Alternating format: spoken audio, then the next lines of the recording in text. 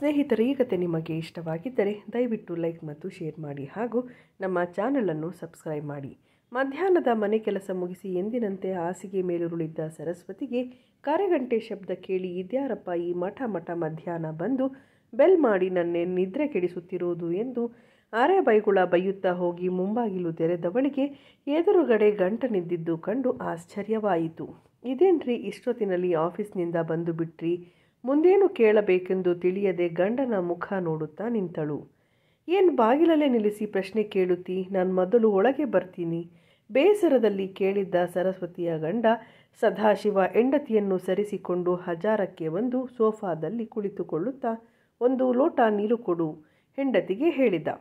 ಸರಸ್ವತಿ ನೀರಿನ ಲೋಟ ತಂದು ಗಂಡನಿಗೆ ಕೊಟ್ಟು ಹತ್ತಿರ ಚಿಕ್ಕ ಸೋಫಾದಲ್ಲಿ ಕೂರುತ್ತಾ, ಅಲ್ಲ, ಯಾವತ್ತೂ ಆಫೀಸಿನಿಂದ ಇಷ್ಟೊತ್ತಿಗೆ ಬರೋದೇ ಇರೋರು ಇವತ್ತ್ಯಾಕೆ ಬಂದ್ರಿ? ಆಶ್ಚರ್ಯ ಅನುಮಾನದಲ್ಲಿ ಕೇಳಿದಳು. ಊರಿನಿಂದ ಚಂದ್ರಣ್ಣ ಫೋನ್ ಮಾಡಿದ್ದ. ಅದಕ್ಕೆ ಅವಳು, ಹೋ ಹಂಗೋ, ಏನಂತೆ ನಿಮ್ಮಣ್ಣಂದು? ಮತ್ತೆ ಹಣ ಬೇಕು ಅಂತ ಕೇಳಿದ್ರ? ವ್ಯಂಗ್ಯದಲ್ಲಿ ಕೇಳಿದಳು ಸರಸ್ವತಿ. ಹಣದ ವಿಷಯ ಅಲ್ಲ, ಚುಟುಕಾಗಿ ಉತ್ತರಿಸಿದ ಸದಾಶಿವ. ಮತ್ತೇನು ವಿಷಯ? ಸರಸ್ವತಿಯ ಮಾತಿನಲ್ಲಿ ಇನ್ನೂ ವ್ಯಂಗ್ಯವಿತ್ತು. ಚಂದ್ರಣ್ಣ ಶಂಕರಣ್ಣ ಪಾಲಾಗಬೇಕು ಅಂತ ನಿರ್ಧಾರ ಮಾಡಿದ್ದಾರಂತೆ. ಅಕ್ಕಂದಿರಾದ ನಂಜಮ್ಮ ಚೆಲ್ಲುವಮ್ಮನು ಪಾಲಿಗೆ ಬಂದಿದ್ದಾರಂತೆ. ಬೇಕಾದ ವ್ಯವಸ್ಥೆಯನ್ನು ಪಾಲುಪಟ್ಟಿಯನ್ನು ತಯಾರು ಮಾಡಿದ್ದಾರಂತೆ. ನಾನು ಹೋಗಿ ಅವರು ಮಾಡಿರುವ ವ್ಯವಸ್ಥೆ ಪಾಲುಪಟ್ಟಿ ನೋಡಬೇಕಂತೆ. ನಾಳೆ ಊರ ಮುಖ್ಯಸ್ಥರ ಮುಂದೆ ಮಾತುಕತೆಯಂತೆ. ನಿಧಾನವಾಗಿ ತುಸು ಬೇಸರದಲ್ಲಿ ಹೇಳಿದ ಸದಾಶಿವ. ಏನು ಪಾಲುಪಟ್ಟಿ ಆಗಲೇ ಸಿದ್ಧ ಮಾಡಿದ್ದಾರಾ? ನಿಮ್ಮನ್ನು ಒಂದು ಮಾತು ಕೇಳದೆ? ಮೊದಲಿಂದಲೂ ನೀವು ಹೀಗೆ ಲೂಸ್ ಬಿಟ್ಟಿದ್ದಕ್ಕೆ ಮತ್ತೆ ಅವರು ಏನಾದರೂ ಕುಂಟು ನೆಪ ಹೇಳಿ ದುಡ್ಡಿಗೆ ಬೇಡಿಕೆ ಇಟ್ಟಾಗ ಏನು ಎತ್ತ ಯಾತಕ್ಕೆ ಎಂದು ಕೇಳದೆ ಕೊಟ್ಟು ಕಲಿಸಿದ್ದಕ್ಕೆ ನಿಮ್ಮನ್ನು ಆಟ ಕುಂಟು ಲೆಕ್ಕಕ್ಕಿಲ್ಲ ಅನ್ನೋ ಹಾಗೆ ನಿಮ್ಮನ್ನು ಕೇಳದೆ ಪಾಲು ಮಾಡಿದ್ದಾರೆ. ನಾಳೆ ಕತೆ ಕಷ್ಟ ಹೇಳಿ ಒಪ್ಪಿಸಿ ನಿಮಗೆ ನಾಮ ಹಾಕೋದು ಗ್ಯಾರಂಟಿ. ನೀವು ಹಾಕಿಸಿಕೊಳ್ಳೋರೆ. ವ್ಯಂಗ್ಯದ ಮಾತು ಮುಂದುವರಿಸುತ್ತಾ ಸರಸ್ವತಿ, ನೋಡಿ, ಅವನು ಸರ್ಕಾರದ ಕೆಲಸದಲ್ಲಿದ್ದಾನೆ, ಒಳ್ಳೆಯ ಸಂಬಳ ಬರುತ್ತೆ, ಮೈಸೂರಾಗಿ ಮನೆ ಕಟ್ಟಡ, ಅವನಿಗೇನು ಕಮ್ಮಿ ಅಂತ ಹೇಳಿ ನಿಮ್ಮನ್ನು ಒಪ್ಪಿಸಿ ಕಡಿಮೆ ಪಾಲು ಕೊಡೋದಕ್ಕೂ ಸಹಿ. ನೀವು ಅದಕ್ಕೆಲ್ಲ ಬಗ್ಗಬೇಡಿ. ನಮ್ಮ ಮಗನಿಗೆ ಒಳ್ಳೆಯ ಓದು ಕೊಡಿಸಬೇಕು, ಮಗಳಿಗೆ ಚೆನ್ನಾಗಿ ಓದಿಸಿ ಒಳ್ಳೆಯ ಕಡೆ ಮದುವೆ ಮಾಡಿಕೊಡಬೇಕು. ಕಮ್ಮಿ ಖರ್ಚು ಬರುತ್ತಾ ಯೋಚಿಸಿ. ಸರಸ್ವತಿ ಹೇಳುತ್ತಲೇ ಇದ್ದಳು. ಸದಾಶಿವ ಹೆಂಡತಿ ಹೇಳುತ್ತಿದ್ದ ಮಾತುಗಳಿಗೆ ಕಿವಿಗೊಡದೆ ಬೇರೆಯೇ ಯೋಚಿಸುತ್ತಿದ್ದ. ಗಂಡನ ಧೋರಣೆ ಸರಸ್ವತಿಗೆ ಮತ್ತಷ್ಟು ಸಿಟ್ಟು ಬಂದಿತು. ಅಲ್ಲ, ನಾನಿಷ್ಟು ಹೊತ್ತು ಮಾತಾಡ್ತಿದ್ರು ನೀವು ಏನೂ ಉತ್ತರಿಸಿದೆ ಕುಂತಿದ್ದೀರಿ? ಏನು ನಡೀತಿದೆ ನಿಮ್ಮ ತಲೆಯಲ್ಲಿ? ಸಿಟ್ಟಿನಲ್ಲಿ ಕೇಳಿದಳು. ಈಗ ಹೋಗಿ ಕಾಫಿ ತಗೊಂಡು ಬಾ, ನಾನು ಊರಿಗೆ ಹೋಗಲು ಬಟ್ಟೆ ಜೋಡಿಸಿಕೊಳ್ಳುತ್ತೇನೆ. ತಣ್ಣಗೆ ಪ್ರತಿಕ್ರಿಯಿಸಿ ತನ್ನ ಕೋಣೆಗೆ ನಡೆದ ಹಾಗೂ ಕಿಟ್ ಬ್ಯಾಗಿಗೆ ಬಟ್ಟೆ ಜೋಡಿಸಿಕೊಂಡ. ಸರಸ್ವತಿ ಗಂಡನ ಮಾತಿಗೆ ಕುದಿದಳು. ಅಡುಗೆ ಮನೆಗೆ ಹೋಗಿ ಕಾಫಿ ಮಾಡಿ ತಂದು ಗಂಡನ ಮುಂದೆ ಇಟ್ಟು, ನನ್ನ ಮಾತಿಗೆ ಬೆಲೆಯೇ ಇಲ್ಲವಾ? ತಣ್ಣಗೆ ಉತ್ತರಿಸಿದಿರಿ ಸಿಡುಕುತ್ತಾ ಕೇಳಿದಳು. ಸರಸ್ವತಿ. ಸದಾಶಿವ ಅದೇ ತಣ್ಣನೆಯ ನೋಟ ಬೀರಿ, ನಾನು ಹೋಗ್ತಾ ಇದ್ದೇನೆ, ಬರೋದು 2-3 ದಿವಸಗಳಾಗಬಹುದು, ಮನೆ ಕಡೆ ಹುಷಾರು ಎಂದು ಹೇಳಿ ಮನೆಯಿಂದ ಹೊರಟ. ಗಂಡ ಹೋಗುವುದನ್ನೇ ನೋಡುತ್ತಾ ಇಷ್ಟೊತ್ತು ಕೋಣನ ಮುಂದೆ ಕಿನ್ನರಿ ಬಾರಿಸಿದಂಗೆ ಆಯಿತು. ಇವರಿಗೆ ಹೇಳಿ ಏನು ಲಾಭ? ಕಟ್ಕೊಂಡಾಗಿಂದರೂ ಇದೇ ಆಯಿತು ಇವರ ಬುದ್ಧಿಗಿಷ್ಟು ಎಂದು ಬೈದುಕೊಳ್ಳುತ್ತಾ ಸೋಫಾದಲ್ಲಿ ಕುಳಿತಳು ಸರಸ್ವತಿ. ಚನ್ನರಾಯಪಟ್ಟಣದ ಸಮೀಪದ ಮಾರೇನಹಳ್ಳಿಯಲ್ಲಿ ಮಲ್ಲೇಗೌಡ ಮಲ್ಲವ್ವ ದಂಪತಿಯ ಕಿರಿಯ ಮಗ ಸದಾಶಿವ. ಮೊದಲಿಬ್ಬರು ಅಣ್ಣಂದಿರು, ಅನಂತರ 2 ಅಕ್ಕಂದಿರು. ಸದಾಶಿವನಿಗೆ ಓದಿದಲ್ಲಿ ಮೊದಲಿನಿಂದಲೂ ಆಸಕ್ತಿ ತೋರುತ್ತಿದ್ದ.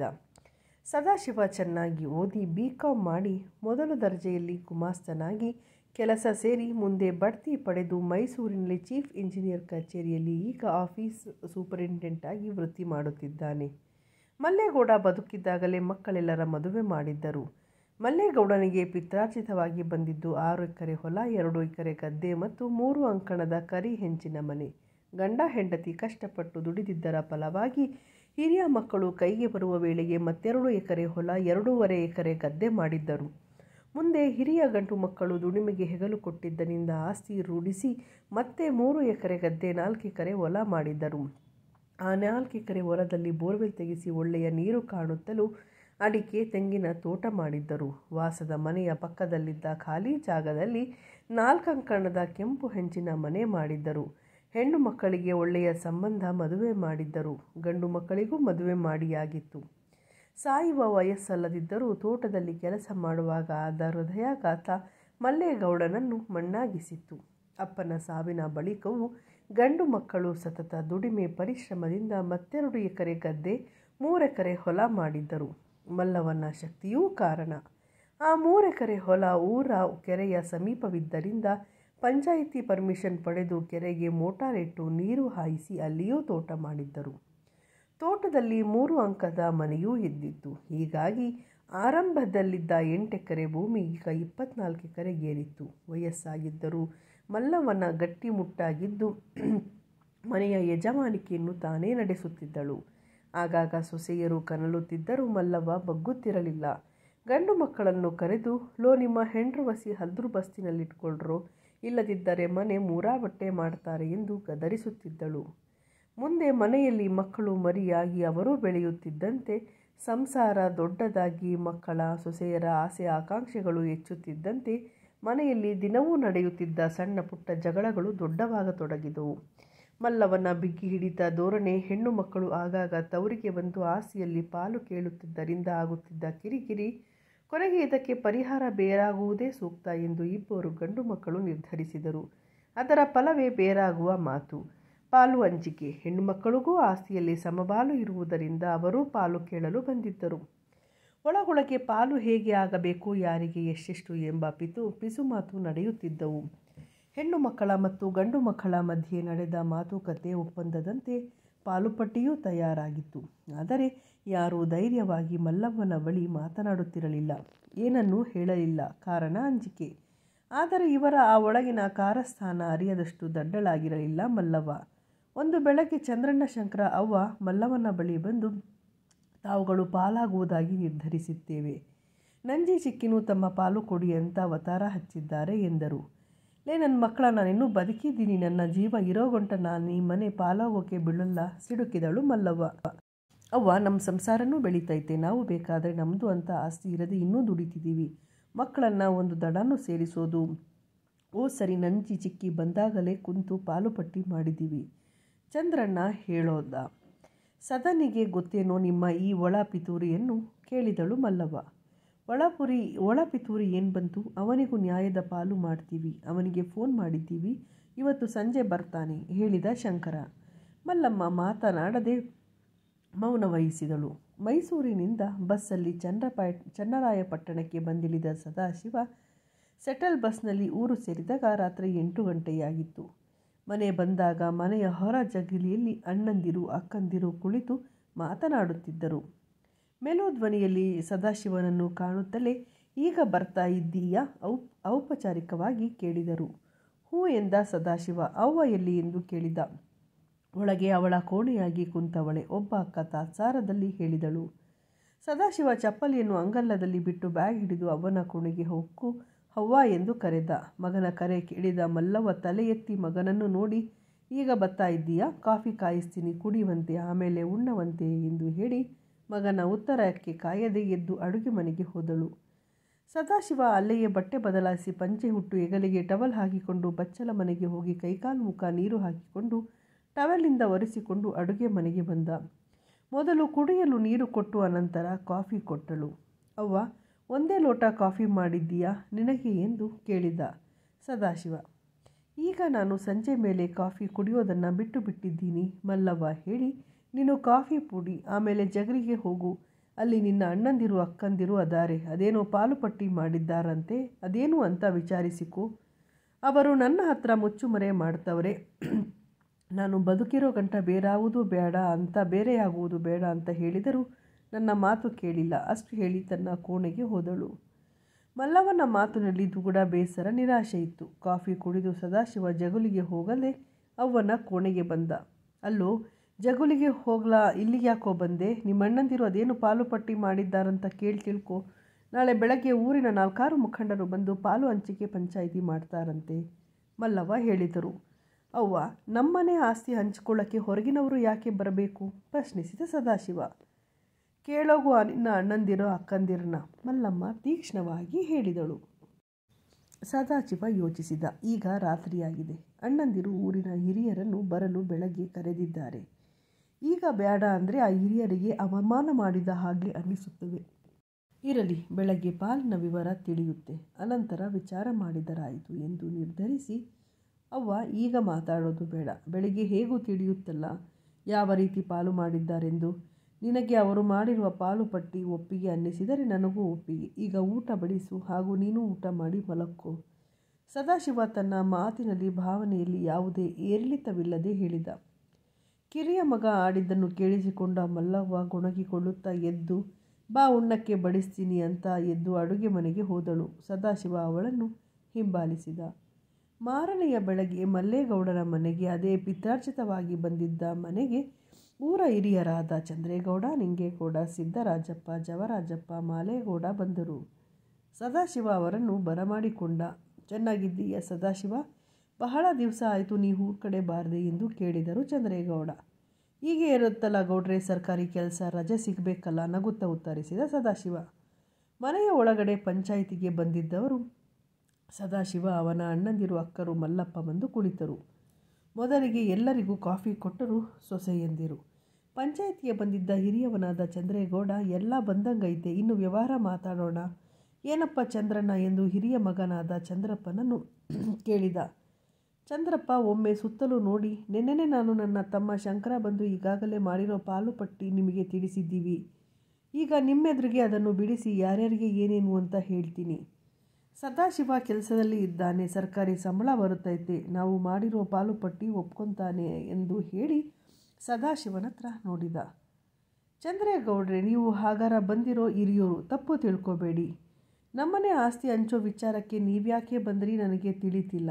ಚಂದ್ರನನೋ ಶಂಕರನನೋ ಬಂದು ಕರೆದ್ರೆ ನೀವು ಅವರಿಗೆ ನಿಮ್ಮ ಆಸ್ತಿ, ನೀವು ಅಣ್ಣ ತಮ್ಮಂದಿರು, ಅಕ್ಕ ತಂಗಿರು, ಹಿರಿ ಜೀವ, ನಿಮ್ಮವ್ವನ್ನ ಇಟ್ಕೊಂಡು ಕುಳಿತು ಮಾತಾಡಿ ಹಂಚ್ಕೋ ಹೋಗಿ ಅಂತ ಬುದ್ಧಿ ಹೇಳಬೇಕಿತ್ತು. ಅದು ಬಿಟ್ಟು ನೀವು ಹಿಂಗೆ ಬಂದದ್ದು ನನಗೆ ಸರಿ ಕಾಣಲಿಲ್ಲ. ಸದಾಶಿವ ತನ್ನ ಅಸಮಾಧಾನವನ್ನು ಹೊರಹಾಕಿದ. ಸದಾಶಿವನ ಮಾತು ಪಂಚಾಯಿತಿ ಮಾಡಲು ಬಂದಿದ್ದ ಐವರ ಎದೆಗೂ ಜಾಡಿಸಿ ಒದ್ದಂಗಾಯಿತು. ಅವರ ಬಾಯಿಂದ ಮಾತು ಹೊರಡಲಿಲ್ಲ.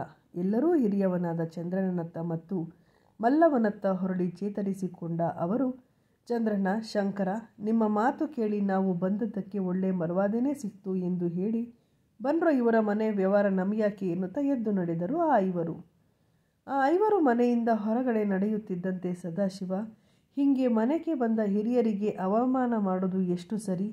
ಊರಾಗ ನಾವು ತಲೆ ಎತ್ತಿ ತಿರುಗೋ ಹಂಗಿಲ್ಲ ಇನ್ನು ಮುಂದೆ ಎಂದು ಚಂದ್ರಣ್ಣ ಹೇಳಿದ. ಅಣ್ಣ, ನೀನು ಶಂಕರಣ್ಣನ ಅವ್ವನ್ನ ಕೂರಿಸಿಕೊಂಡು ಈ ಆಸ್ತಿ ಪಾಲು ಮಾಡಬೇಕಿತ್ತು. ಅಪ್ಪ ಅವ್ವ ದುಡಿದು ಮಾಡಿರೋ ಆಸ್ತಿ, ಆದರೆ ನೀವು ಹಾಗೆ ಮಾಡಿಲ್ಲ. ಸದಾಶಿವ ತುಸು ಕಟುವಾಗಿಯೇ ಹೇಳಿದ್ದ. ಅಪ್ಪ ಸತ್ತ ಮೇಲೂ ನಾವು ಆಸ್ತಿ ರೂಢಿಸಿಲ್ವಾ ಕೇಳಿದ ಶಂಕಪ್ಪ. ನಾನು ಅದನ್ನು ಅಲ್ಲಗಳೆಯಲ್ಲ, ಆದರೂ ಅವ್ವನ್ನ ಒಪ್ಪಿಗೆ ಪಡೆದು ಅವಳ ಸಮಕ್ಷಮದಲ್ಲಿ ಆಸ್ತಿ ಹಂಚಿಕೆ ಮಾಡಬೇಕಿತ್ತು. ಆದರೆ ಈಗ ಸುಮ್ಮನೆ ಮಾತು ಬೆಳೆಸೋದು ಬೇಡ. ಅದೇನು ಪಾಲು ಪತ್ತಿ ಮಾಡಿದ್ದೀರೋ, ಯಾರ್ಯಾರಿಗೆ ಏನು ಹಂಚಿದ್ದೀರೋ ತಿಳಿಸಿ, ಬೇಸರದಲ್ಲಿ ಹೇಳಿದ ಸದಾಶಿವ. ಮೊದಲಿಗೆ ಒಂದು ವಿಷಯ, ನೀನು ಸರ್ಕಾರಿ ಕೆಲಸದಲ್ಲಿದ್ದೀಯ, ಮೈಸೂರಿನಲ್ಲಿ ಮನೆ ಕಟ್ಟಿಸಿದ್ದೀಯ, ಅದಕ್ಕೆ ನಿನಗೆ ಆಸ್ತಿಯಲ್ಲಿ ಸ್ವಲ್ಪ ಕಡಿಮೆ ಹಂಚಿದ್ದೀವಿ. ಶಂಕರಣ್ಣ ಪಿಟಿಗೆ ಹಾಕಿದ್ದ. ಆಯಿತು, ಅದು ಆಮೇಲೆ ಯೋಚಿಸೋ ವಿಚಾರ. ಈಗ ಏನೇನು ಪಾಲಿಗೆ ಯಾರಿಗೆ ಎಷ್ಟು ಹೇಳು ಕೇಳಿದ. ಶಂಕರಣ್ಣ ತಯಾರಿಸಿದ ಪಾಲು ಪಟ್ಟಿಯನ್ನು ಓದುತ್ತಾ ಹೋದ. ಓದಿ ಹೇಳಿ ಮುಗಿಯುತ್ತಿಲ್ಲೇ ಸದಾಶಿವ, ನಾನು ಶಂಕರ ನಿಮ್ಮಂದಿರು ಈ ಪಾಲು ಪಟ್ಟಿಗೆ ಒಪ್ಪಿದ್ದೇವೆ. ನಿನ್ನ ಪಾಲು ಏನು ಅಂತ ಈಗ ನಿನಗೂ ತಿಳಿತು. ನೀನು ಒಪ್ಪುತ್ತೀಯಾ ಅಂತ ಅಂದ್ಕೊಂಡಿದ್ದೀವಿ. ಶಂಕರಣ್ಣ ನಯವಾಗಿ ಕೇಳಿದ್ದ. ಚಂದ್ರಣ್ಣ, ಮುಖ್ಯವಾದವರಿಗೆ ಆಸ್ತಿ ಕೊಟ್ಟಿಲ್ಲ. ಸದಾಶಿವ ಕೇಳಿದ. ಯಾರಿಗೆ? ಯಾರು ಮುಖ್ಯವಾದವರು? ಗಲಿಬಿಲಿಗೊಂಡು ಕೇಳಿದ್ದ ಚಂದ್ರಣ್ಣ. ಅವ್ವ, ಅವಳು ಮುಖ್ಯವಾದವಳು ಅಲ್ವೇ? ಅವ್ವನಿಗೆಲ್ಲಿ ಪಾಲು ಕೇಳಿದ ಸದಾಶಿವ ಹೇಳಿದ್ದು ಕೇಳಿ ನಿಡಿದಾದ ನಿಟ್ಟುಸಿರು ಬಿಟ್ಟು ದೇಶಾವರಿ ನಗೆ ಸೋದುತ್ತಾ, ಸದಾಶಿವ, ನೀ ಹೇಳಿದ್ದು ಕೇಳಿ ಯಾರಪ್ಪ ನಾನು ಬಿಟ್ಟಿರೋದು ಅಂತ ಗಲಿಬಿಲಿಗೊಂಡೆ. ಅಯ್ಯೋ, ಈ ಮುಪ್ಪಿನ ವಯಸ್ಸಿನಲ್ಲಿ ಅವ್ವನಿಗೆ ಯಾಕೋ ಆಸ್ತಿ? ಅವಳಿಗೆ ವಯಸ್ಸಾಗಿದೆ. ನಾವು 3 ಗಂಡು ಮಕ್ಕಳಿದ್ದೇವೆ, 2 ಹೆಣ್ಣು ಮಕ್ಕಳಿದ್ದಾರೆ. ಅವಳು 2 ತಿಂಗಳು ನಮ್ಮನೆಯಲ್ಲಿ, 2 ತಿಂಗಳು ಶಂಕರನ ಮನೆಯಲ್ಲಿ, 2 ತಿಂಗಳು ನಿನ್ನ ಮನೆಯಲ್ಲಿ, ಬೇಜಾರಾದರೆ ಹೆಣ್ಣು ಮಕ್ಕಳ ಮನೆಯಲ್ಲಿ ಇರ್ತಾಳೆ. ಅವಳಿಗೆ ಯಾರು ಯಾವುದೇ ಕೊರತೆ ಆಗದಂಗೆ ನಾವು ನೋಡಿಕೊಳ್ಳೋಣ. ಚಂದ್ರಣ್ಣ ದೇಶಾವರಿ ನಗೆ ಮುಂದುವರಿಸುತ್ತಾ ಹೇಳಿದ. ಏನು ಬೊಗಳುತ್ತಿದ್ದೀಯೋ ನನ್ನ ಮಗನೇ, ಗುಡುಗಿದಳು ಮಲ್ಲಮ್ಮ. ನನ್ನ ಚೆಂಡು ಅಂದ್ಕೊಂಡಿದೀಯಾ? ಬೇಕಾದ ಕಡೆ ಒದೆ ಯಾಕೆ? ಇದುವರೆಗೂ ತಾಳ್ಮೆಯಿಂದ ಕೇಳಿಸಿಕೊಟ್ಟಿದ್ದ ಮಲ್ಲವ್ವ ಒಮ್ಮೆಲೆ ಸಿಡಿದಳು. ಯಾರಪ್ಪನ ಆಸ್ತಿ ಯಾರಿಗೆ ಹಂಚುತ್ತಿದ್ದೀಯೋ? ಎಷ್ಟು ದಿವಸದಿಂದ ಇಂಥ ಪ್ಲಾನ್ ಮಾಡಿದ್ದೀಯೋ ಸಿಂಗಳಿಕ? ಗುಡುಗಿದಳು ಮಲ್ಲವ್ವ. ಮಲ್ಲವನ ಗುಡುಗು ಸಿಡಿಲಿಗೆ ಮಾತುಗಳು ಎಲ್ಲರಿಗೂ ಅಧೀರತೆಯನ್ನು ಹುಟ್ಟಿಸಿತು. ಇಡೀ ಒಳಕೋಣೆ ನಿಶ್ಶಬ್ದ. ಸ್ವಲ್ಪ ಹೊತ್ತು ಯಾರೂ ಮಾತನಾಡಲಿಲ್ಲ. ಸಾವರಿಸಿಕೊಂಡ ಶಂಕರಪ್ಪ, ಅವ್ವ ಹಿಂಗ್ಯಾಕಾಡ್ತೀಯ? ನೀನು ಪಾಲು ತಗೊಂಡು ಬೇಸಾಯ ಮಾಡ್ತೀಯಾ? ಮಾಡೋಕ್ಕಾದೀತಾ? ಕೂಲಿ ಕಂಬಗಳ ಅಂದರೆ ಜನ ಸಿಕ್ಕಲ್ಲ. ನಿಂಗೂ ವಯಸ್ಸಾಯಿತು, ಮಕ್ಕಳು ಮೊಮ್ಮಕ್ಕಳ ಜೊತೆ ಹಾಯಾಗಿ ಇರೋ ತಾನೆ. ಅದನ್ನು ಯೋಚಿಸಿಯೇ ನಿನಗೆ ಪಾಲು ತೆಗೆದಿಲ್ಲ. ಅದಕ್ಕೆ ಮಲ್ಲವ್ವ, ಏನೆಂದೆ? ನನಗೆ ವಯಸ್ಸಾಯ್ತಾ? ಸದಾ ಮುಖ ಸಿಂಡಿಸೋರು ನಿಮ್ಮ ಹೆಂಡ್ರ ಜೊತೆ ನಾನಿರಬೇಕಾ? ಅವರು ನನ್ನ ಚಂದಕ್ಕೆ ನೋಡ್ಕೊಂತಾರ? ಲೇ ನನ್ನ ಮಗನೇ, ಅದು ನಿನ್ನ ಭ್ರಮೆ. ಈಟೊಂದು ವರ್ಷ ನಾ ಕಂಡಿಲ್ಲವ ಅವರು ನನ್ನ ಮೇಲೆ ಮಡಗಿರೋ ಪ್ರೀತಿ. ಸದಾಶಿವನ ಹೆಂಡತಿ ಬಗ್ಗೆನೂ ನಾ ಬಲ್ಲೆ. ಜಾಡಿಸಿದಳು ಮಲ್ಲವ್ವ. ಹೀಗೆ ನೀನೊಬ್ಬಳೇ ಬೇರೆ ಇರ್ತೀಯ? ಕೇಳಿದ ಚಂದ್ರಣ್ಣ. ಅವನ ಮಾತಿನಲ್ಲಿ ವ್ಯಂಗ್ಯವಿತ್ತು. ಅದನ್ನು ಗಮನಿಸಿದಳು ಮಲ್ಲವ್ವ. ಲೇ ಹರಾಮಿ ನನ್ನ ಮಗನೇ, ನಿನಗೆ ನಾನು ಜನ್ಮ ಕೊಟ್ಟೋಳು, ನೀನು ನನಗೆ ಜನ್ಮ ಕೊಟ್ಟಿಲ್ಲ ತಿಳ್ಕೊ. ಸದಾಶಿವನಿಗೆ ತಿಳಿದಂಗೆ ನೀವುಗಳು ಆಡಬೇಕಿದ್ದ ನವರಂಗಿ ಆಟ ನನಗೆ ಮೊದಲೇ ತಿಳಿತು ಕಣೋ. ಇವಳು ಹಳ್ಳಿ ಮುಖ, ವಯಸ್ಸಾಗೈತೆ, ಇವಳಿಗೇನು ಮಾಡ್ತಾಳೆ ಅಂತ ಒಳಗೊಳಗೆ ಲೆಕ್ಕ ಹಾಕಿದ್ರಲ್ವಾ? ಏಯ್ ಕೇಳಿಸ್ಕೊಳ್ರೋ, ನನಗೂ ಒಂದಿಷ್ಟು ಕಾನೂ ಗೊತ್ತೈತೆ. ಲೇ ನನ್ನ ಮಕ್ಕಳ, ನಿಮ್ಮ ಅಪ್ಪನಿಗೆ ಪಿತ್ರಾರ್ಜಿತ ಆಸ್ತಿ ಅಂತ ಬಂದಿದ್ದ 6 ಎಕರೆ ಹೊಲ, 2 ಎಕರೆ ಗದ್ದೆ, ಈ 3 ಅಂಕಣದ ಮನೆ. ನಾನು ನನ್ನ ಗಂಡ ಮಾಡಿದ 6 ಎಕರೆ ಹೊಲ, 5 ಎಕರೆ ಗದ್ದೆ, ಪಕ್ಕದ 4 ಅಂಕಣದ ಮನೆ. ನಿಮ್ಮ ಅಪ್ಪ ಸತ್ತ ಮೇಲೆ ನೀವು ಮಾಡಿರೋದು 2 ಎಕರೆ ಹೊಲ, 3 ಎಕರೆ ಗದ್ದೆ, ತೋಟದಾಗ 1 ಮನೆ. ಹಿಂಗಿರುವಾಗ ಅದು ಹೆಂಗೆ ಈ ಪಾಲು ಪಟ್ಟಿ ಮಾಡಿದ್ದೀರೋ? ಪ್ರಶ್ನಿಸಿದಳು. ಮಲ್ಲವ್ವನ ಪ್ರಶ್ನೆಗೆ, ತಿಳುವಳಿಕೆಗೆ ಮಕ್ಕಳೆಲ್ಲ ದಂಗಾದರು. ಹೇಗೆ ಉತ್ತರಿಸಬೇಕೆಂದು ತಿಳಿಯದೆ ಮುಖ ನೋಡಿಕೊಂಡರು. ನಿನ್ನ ಅಣ್ಣಂದಿರು, ಅಕ್ಕಂದಿರು ಮತ್ತು ನಿನ್ನ ಅತ್ತಿಗೆಯರು ಎಷ್ಟು ಚೆಂದಾಗಿ ನೋಡ್ಕೊಂಡ್ರು ನೋಡು. ಎದ್ದೇಳೋ ಒಳಕ್ಕೆ, ಹೋಗೋಣ, ಹೊಟ್ಟೆಗೆ ಏನಾರು ಹಾಕ್ಕೊಳ್ಳೋಣ ಹೇಳುತ್ತಾ ಮೇಲೆದ್ದಳು ಮಲ್ಲವ್ವ. ಅವ್ವ, ಇದೇ ನಿನ್ನ ಮಾತು? ಅವನು ರಾತ್ರಿ ಬಂದ, ನಿನ್ನ ಕೋಣೆಯಾಗೇ ಇದ್ದ. ಈಗ ಆ ಮಾತೆಲ್ಲ ಯಾಕೆ? ಈಗ ಪಾಲು ಪಟ್ಟಿ ಮಾಡೋಣ, ನಿಂಗೂ 2 ಎಕರೆ ತೆಗಿತೀವಿ ಹೇಳಿ ಮಲ್ಲವ್ವನತ್ತ ನೋಡಿದ ಚಂದ್ರಣ್ಣ. ಲೇ ಮಗನೇ, ನನಗೆ ಭಿಕ್ಷೆ ಕೊಡ್ತೀಯಾ? ನೀನು ಯಾವನೋ ನನಗೆ ಪಾಲು ಕೊಡೋಕ್ಕೆ? ಕನಳಿದಳು ಮಲ್ಲವ್ವ ಸಾವರಿಸಿಕೊಂಡು. ಸದಾ ಹೇಳೋ, ಹೊಟ್ಟೆಗೆ ಒಂದಿಷ್ಟು ಸುರ್ಕೊಳ್ಳೋಣ. ಸಂಜೆ ಪಟ್ಟಣದಿಂದ ಲಾಯರ್ ಬರ್ತಾ ಇದ್ದಾರೆ, ಅವನು ಬಂದ ಮೇಲೆ ಅವರ ಸಮಕ್ಷಮದಲ್ಲಿ ಮಾತುಕತೆ. ಹಾಗೆ ಹೇಳಿ ಮಲ್ಲವ್ವ ಒಳ ನಡೆದಳು. ಸದಾಶಿವ ಅವ್ವನನ್ನು ಹಿಂಬಾಲಿಸಿದ. ಮಲ್ಲವ್ವನ ಖಡಕ್ ಮಾತು ಕೇಳಿ ಕುಳಿತಿದ್ದ ಅವಳ 4 ಮಕ್ಕಳು ಒಳಗೆ ಕುಳಿತು ಆಗಬಹುದಾದ ಪಾಲಿನ ಬರಬಹುದಾದ ಲಾಭದ ಕನಸು ಕಾಣುತ್ತಾ ಕಣ್ಣರಳಿಸಿ ಆಸಕ್ತಿಯಿಂದ ಕುಳಿತಿದ್ದ ಸೊಸೆಯರು ಕೂಡ ಪೆಚ್ಚಾದರು. ಹೀಗೆ ಮಲ್ಲವ್ವ ಧೈರ್ಯವಾಗಿ ತೋರಿಸಿ ತನ್ನ ಆಸ್ತಿಯನ್ನು ನ್ಯಾಯಯುತವಾಗಿ ಹಂಚುವಂತೆ ಮಾಡಿದಳು. ಸ್ನೇಹಿತರೆ, ನಿಮಗೆ ಈ ಕತೆ ಇಷ್ಟವಾಗಿದ್ದರೆ ದಯವಿಟ್ಟು ಲೈಕ್ ಮತ್ತು ಶೇರ್ ಮಾಡಿ. ನಮ್ಮ ಚಾನಲನ್ನು ಸಬ್ಸ್ಕ್ರೈಬ್ ಮಾಡಿ. ಶುಭವಾಗಲಿ.